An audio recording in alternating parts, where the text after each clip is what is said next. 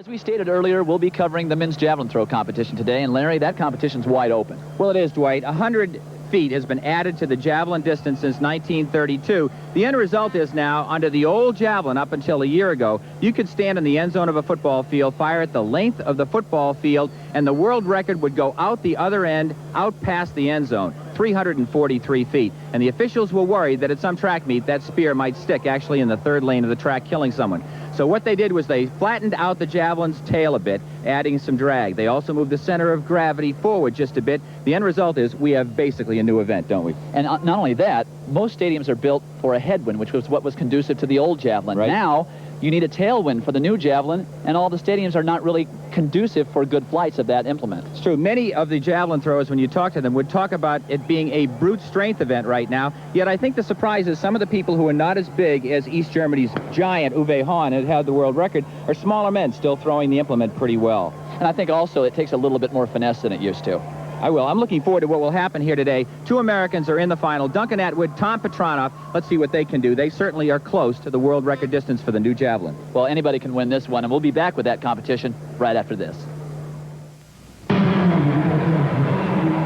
Jan Železný of Czechoslovakia, the current world record holder with the new javelin at 287.7, up for his second throw here in the World Championships. Dwight, this is the first change in this implement since the Trojan War. The flight is completely different. It starts to flatten out right at the top of the flight of the throw, whereas in the old days, the nose would stay up and it would carry further. But this is a good throw for him, 269 feet, 8 inches to take the lead. This is American Tom Petranoff. He has the American record at just over 280 feet with a new spear. Tom was the silver medalist 4 years ago in Helsinki, and he was very upset about the change in the implement. But really, he's done very well with it. He's made the transition very well, and it's because he is strong and he also knows how to manipulate the instrument. 264 feet, that puts him in third place currently. This is Lev Shatilo of the Soviet Union. A number of new throwers have come up because the instrument has been better suited for their style of throwing. Watch the left leg act as a brake here, and the rest of the body whip forward. It dives like a bomber. And he takes third and pushes Petranoff into fourth with 265.10. Up to the booth and Charlie Jones. Back to the men's javelin. Seppo Räty of Finland up for his third round throw. But back in the first round, talk about not feeling very confident. You come out for your first round of the World Championships. He slips, sticks the javelin in the runway short of fouling. Gets to go back. He has a minute left for his concentration, and he completed the throw. He's up for his third round throw now. Let's see what he can do. Dwight, that was a brilliant move. This is the national sport practically in Finland. And he gets it out there a good distance, 270 feet, and that takes the lead. So in a little less than 20 minutes, he went from despair to being the leader. Tom Petranoff, America's hope for a medal in this particular event, is currently third. Ah.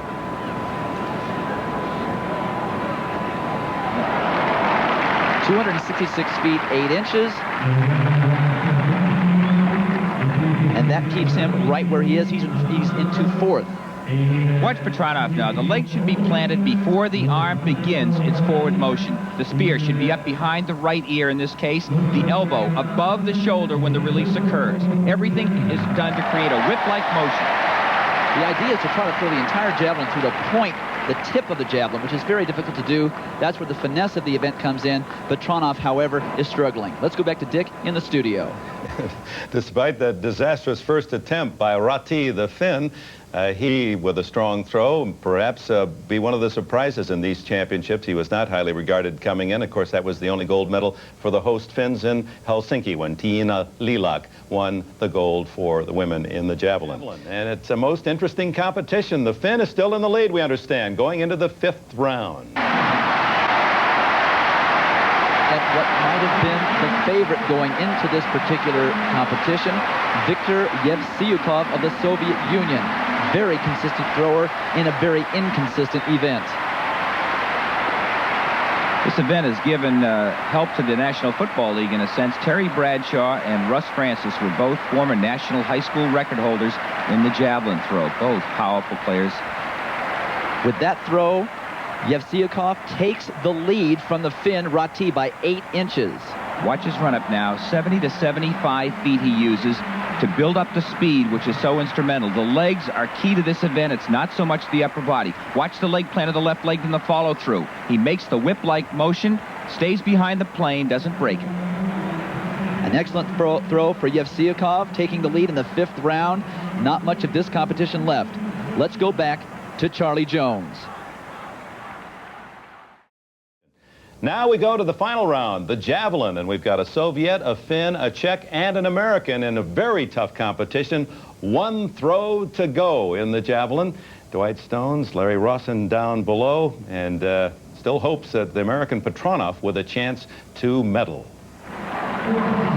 Dick, as you said, we're in the final round, and this is Seppo Räty of Finland, currently 2nd, but he is only in 2nd by 8 inches. This is the moment of truth. And he gives it everything he's got. It's a very good flight.